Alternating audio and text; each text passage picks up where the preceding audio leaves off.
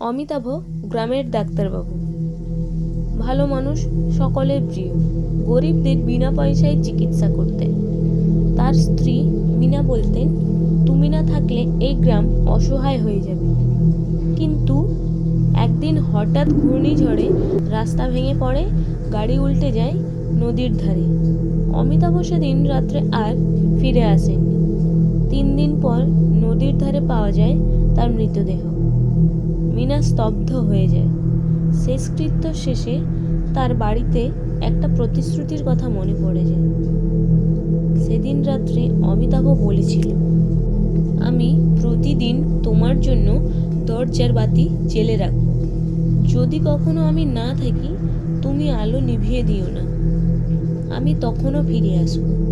মৃত্যুর 7 দিন পর গ্রামের মানুষ দেখে মিনার ঘরের জানালায় সেই বাতিটা নিজের থেকেই জ্বলে উঠেছে। কেউ ঢোকেনি, কেউ ছুঁয়েও দেখেনি, কিন্তু বাতি জ্বলে উঠেছে, যেন কেউ আলোর পথ দেখাচ্ছে। রাত 12টার পর দরজায় টোকা পড়ে, ধীরে ধীরে 3 বার। মিনা কাঁপা গলায় বলে, কে? হালকা গলায় উত্তর আসে, আমি তো আলো নিভাতে বলিনি মিনা। তিনি দরজা খুলে দেখেন, দরজার বাইরে দাঁড়িয়ে আছেন অমিতাভ।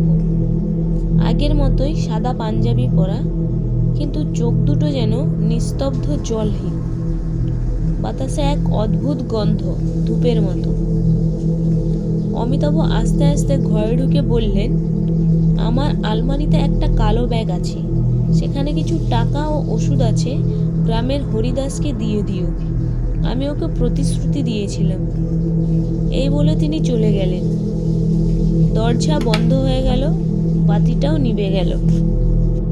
পরদিন সকালে মিনা লোকজন নিয়ে আলমারি খুললেন এবং দেখলেন সত্যিই ভিতরে সেই কালো ব্যাগ।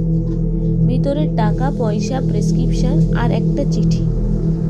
তাতে লেখা, হরিদাস, এই ওষুধগুলো বাঁচাবে তোমার মেয়েকে, আর কেউ যেন না এই কথা জানতে পারে।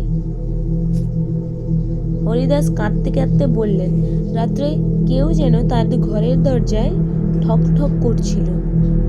তিনি ভয় পাননি, কিন্তু বাইরে এসে দেখেন কেউ ছিল না, কেবল একটা ছায়া নদীর দিকে চলে যাচ্ছিল। ঠিক 1 মাস পর দুর্গাপূজার নবমীর রাত্রে আবার বাতিটা জ্বলে উঠল। গ্রামের অর্ধেক মানুষ তখন মিনার বাড়ির সামনে। সবাই দেখল জানালার ভেতর মিনা একাই বসে আছে, আর তার পাশে অমিতাভর ছায়া মৃদু হাসছে। ভোরের আলো ফুটতেই দুজনকে আর দেখা গেল না, বাতিটাও নিভে গেল। পরদিন সকালে মিনার ঘর ফাঁকা, টেবিলে একটা চিঠি, যখন ভালোবাসা অসমাপ্ত থাকে, মৃত্যু তাকে ফেরায় না, আলো ফেরায়। তারপর থেকেই আজও কেউ ওই ঘরে গেলে মাঝরাত্রেই সেই বাতিটা জ্বলে ওঠে একবার। 1 সেকেন্ডের জন্য যেন কেউ বলে, আমি ফিরে এসেছি।